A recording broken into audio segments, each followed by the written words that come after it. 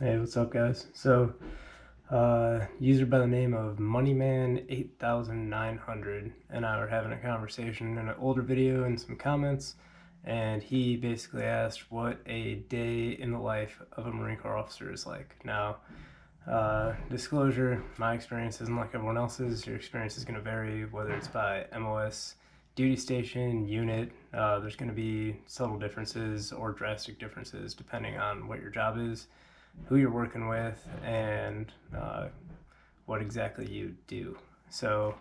My experience, I'm married, I have 2 kids, I'm a 0402 or a logistics officer by MOS, and I've been stationed with an artillery battalion since 2018.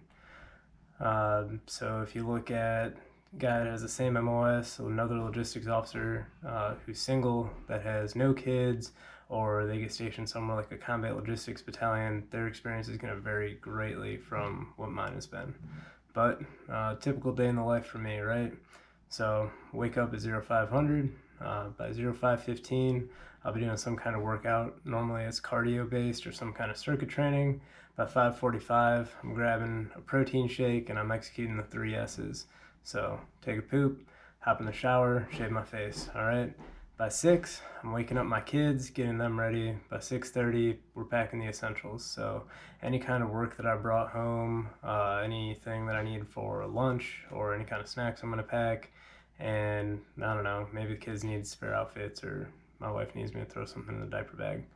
All right, 6:45, it's gonna be time to get the kids in the car, go to the babysitters, drive about 20 minutes. So I live off base, right out the back gate.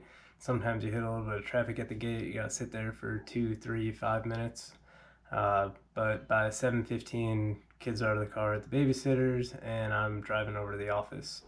So once I get over to the office, I typically drive about a half mile to maybe even a mile through the parking lots just looking for a spot. That's a more Marine Corps base Hawaii specific thing. It's going to take me about 10 to 15 minutes to literally just drive around and find a parking spot. There's a lot of abandoned cars and there's not a lot of parking space. It's a small base. So by 7:45, I'll be in my office. I'll go through my emails. I'll hop on Marine Online or MOL, look at any kind of alerts, notifications on there, and then any other website that I hop on that has any kind of inbox or notifications. So this is like GCSS Marine Corps or Global Combat Support System Marine Corps for all different kinds of like maintenance and supply requests, or Total Force Structure Management System, TIFMAS for short. Hop on there, see if there's anything that needs to be routed up, because I'm the node manager for that. Or even now, it used to be West, but now it's RMI SIR. So basically safety officer, risk management, all that good stuff. All right. So then by 8, I'm going through whatever like the daily tasks are. So there's going to be a bunch of routine meetings that go on. This is typically like 2 to 3 hours every day, 5 days a week. I'm sitting in some kind of meeting about something that we do. Routine might be a Monday meeting, might be a Tuesday meeting, but it happens the same day every week. And they're all about an hour long. Some are only half an hour, but it's going to be about 2 to 3 hours a day. Other than that, I'm going to be doing, because I'm a safety officer, I will do the safety investigations and reports. This I typically spend about 2 hours doing a week, mostly interviewing Marines, figuring out if anything's gone wrong, checking out buildings every quarter, making sure we're in OSHA compliance, all that good stuff. And then annual training that I have to do, so including like TNR events, anything like that, it's going to take about 5 to 6 hours out of my week. Other than that, my assigned billet or whatever my tasks are for my actual job, those are actually going to take me about 30 to 40 hours a week. So if you do the math, I'm typically working probably about 50 hours a week, maybe 60. Other than that, I'll around 11, so from 8 to 11 I'll be doing all my regular tasks. At 11 I'll start eating lunch or something. Typically I pack it, or I'll go through a drive-through, or I'll hop on the food court for some kind of fast food just to eat something real quick. During that time I'll actually spend most of the time the other people are at lunch or chow at the office, so they'll be out busy sitting in there eating lunch, going home, going to the gym, whatever, and I will be checking my email again, working on any other kind of projects or any more work that comes up so that I can actually go home at a reasonable time. Now, 1 o'clock everybody tends to come back to work and I'm back on the same sort of routine as everyone else, going to meetings, doing all the stuff that I normally start doing at 8 a.m. as well. So the most important part of my day, right around 4 p.m. or 1600, I go and I ask whoever's in charge of me, hey, what needs to be done today before we go home? Like, what's the most urgent thing that we need to get done today? If they say nothing, I'll go back to my regular work, and I'll typically be done around 17, 18, maybe 19, or I might even just be done whenever work is done. But if something important needs to be done, I'll stay there until that's done. So, and then after that, once it hits like 17, 18, 19, 2000, I don't know, maybe it's already dark out, maybe everyone's already asleep, but I go home, I'll do the dad thing if I have time, like play with my kids, read a bedtime story. The most important things that I always do every day: eat, and then go to sleep, wake up, do it again.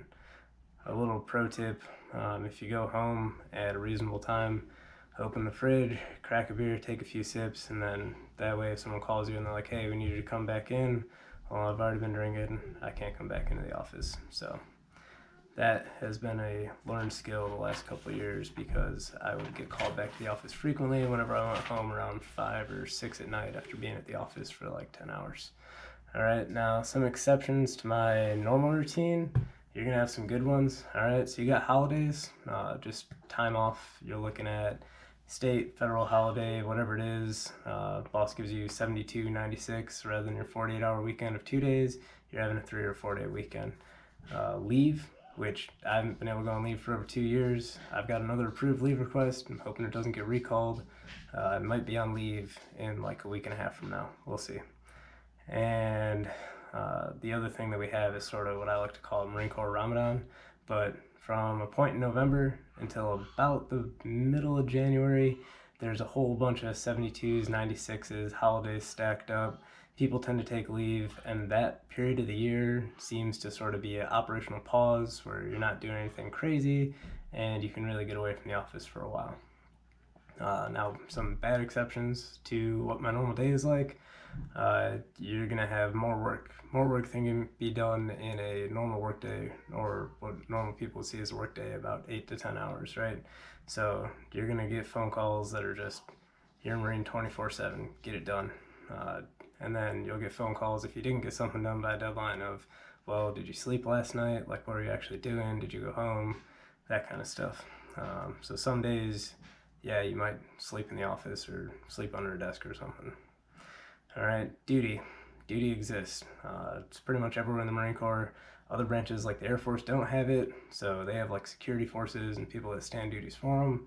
But in the Marine Corps, as a lieutenant especially, some units as a captain, you can expect to be the officer of the day or the command duty officer, whatever your unit wants to call it, and you're going to be on a 24-hour, basically executing a normal workday during the day, and then after hours on call, but still physically there kind of dude. So you're like the go-to guy for any kind of issues. So basically, if there's any kind of issue in the enlisted housing or bachelor enlisted quarters, the barracks, you're going to go by and you're going to solve it. And then if any sort of emergency arises in the command, you're typically going to be the first person to get a phone call, and you're going to be the guy who calls the CO, XO, whoever needs to be woken up in the middle of the night. You're also going to go around, check like routine security areas, that kind of thing. So duty starts at either 7:30, 8 in the morning, depending on where you're at, and then it goes until 7:30 or 8 in the morning the next day when the other guy shows up to replace you. Another bad exception is field ops. So if you go to the field, you are working all day, every day. Might be at night, might be during the day, you might get a lot of sleep, you might have some downtime, you might not. It really varies unit to unit, job to job. And then deployments. So deployments, you'll be gone for several months at a time. I've never been on one, so I don't really have a lot of experience with that. You're gonna have to probably ask someone else what a deployment's like if you want to hear about that. But that is the typical day in the life for me. Feel free to ask others about their experience. Maybe I'll get some of my friends and I'll get to interview them and hop on here again for you.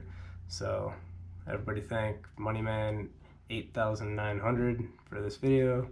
And if you haven't yet, please like.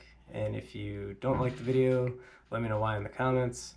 Also, if you've been watching a lot of my videos, please subscribe. Over 99% of the people who watch my videos are not subscribed, and so I'm trying to build my subscriber base so that I can actually monetize this and make it another sort of fun hobby, way to get paid, and way to just keep sort of sharing my story with the world. Thanks.